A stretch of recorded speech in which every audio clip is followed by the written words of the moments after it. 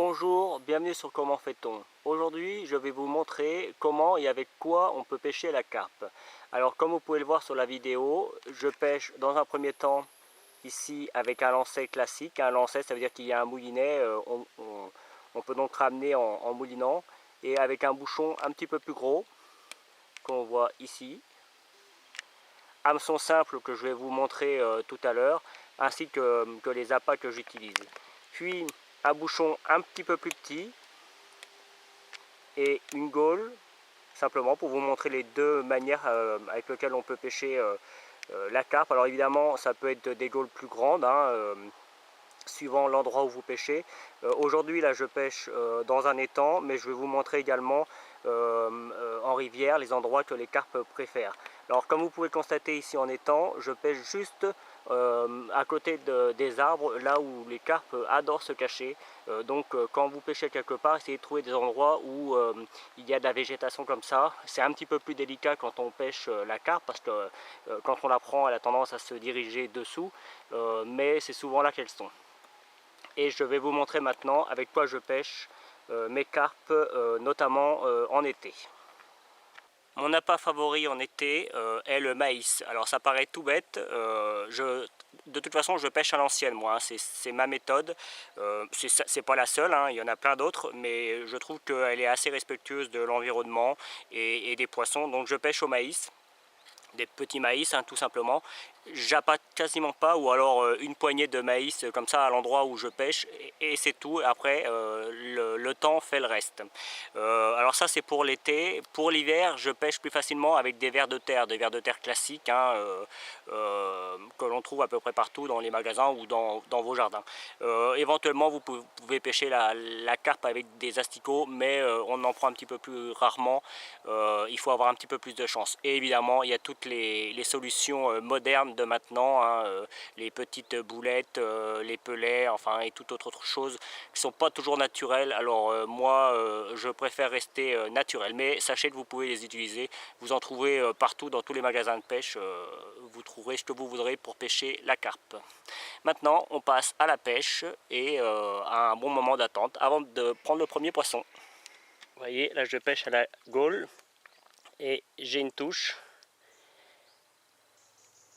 une belle carpe. On va essayer de la sortir sans trop lui faire de mal.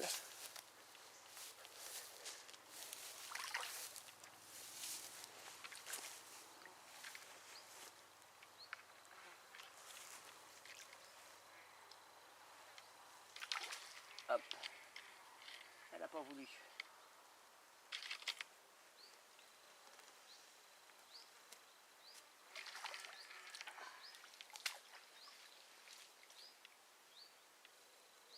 Voilà.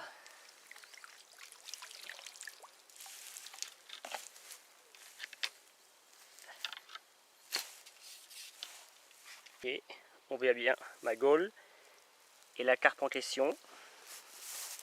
Une belle carpette dorée. Alors évidemment, les tailles peuvent aller du petit au très gros. Là en l'occurrence c'est une moyenne. Je vais la décrocher. Vous voyez, avec un petit hameçon simple. De cette manière elle ne s'est pas fait mal. Et je vais la remettre à l'eau. Vous voyez, ce coup-ci c'est au lancer que j'ai une touche, comme quoi les deux méthodes fonctionnent.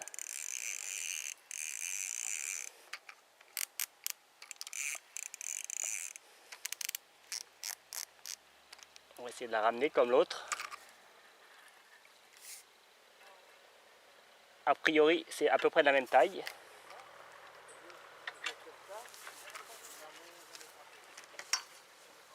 Alors, je vous ai pas dit tout à l'heure, je vais peut-être le faire maintenant, c'est qu'on peut pêcher à la patate également. Hop, hop, hop, hop. On va pas te prendre dans mon nœud de fil. T'es gentil. Bien.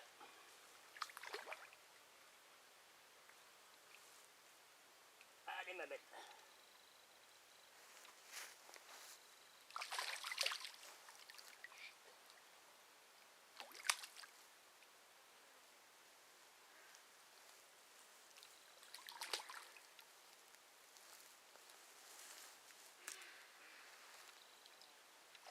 Ah. Non, ce qu'on va faire, c'est qu'on va l'amener doucement dans l'épuisette.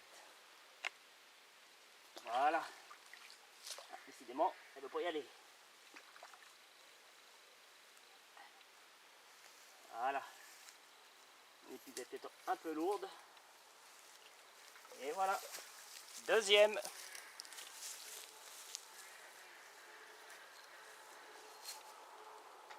Encore une fois, vous voyez, avec les petits hameçons que j'utilise, elle est prise uniquement sur le bord de cette manière. C'est un simple, de cette manière on les abîme pas et on peut les remettre à l'eau sans problème. Donc comme je le disais juste avant, on peut pêcher aussi à la patate. Dans mon jeune temps, on pêchait à la pomme de terre. Il paraît que c'est interdit, j'en ai jamais entendu parler, je ne l'ai jamais lu nulle part non plus, donc renseignez-vous avant de le faire. Mais c'est possible et ça marchait relativement bien. Donc on continue notre pêche. Ah, j'ai encore une touche. Si vous pensiez que le maïs n'était pas une bonne chose, vous allez peut-être changer d'avis. Ah, elle a l'air un peu plus grosse celle-là. On va bouger la gaule.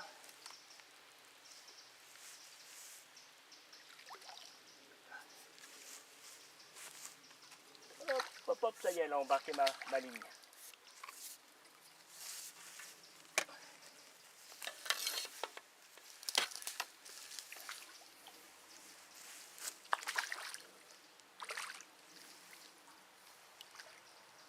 Hop là.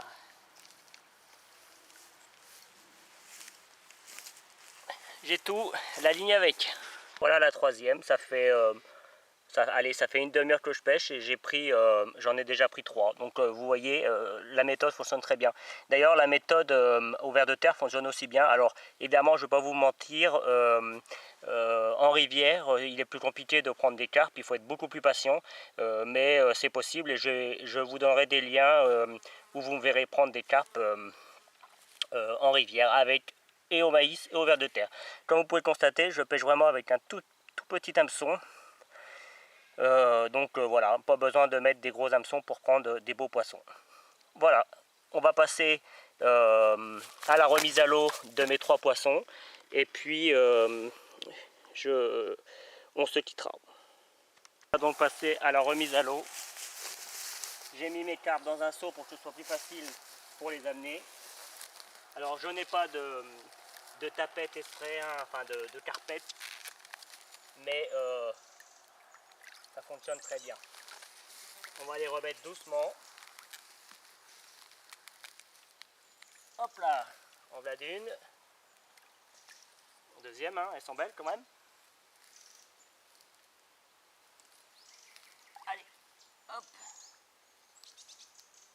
Elle a un peu plus de mal à repartir celle-là. Voilà, ça y est, elle est repartie. Et voilà ma troisième.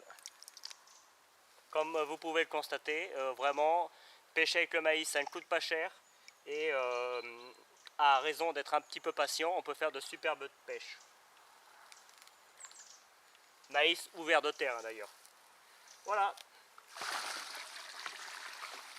À vous de jouer. À bientôt sur Comment fait-on.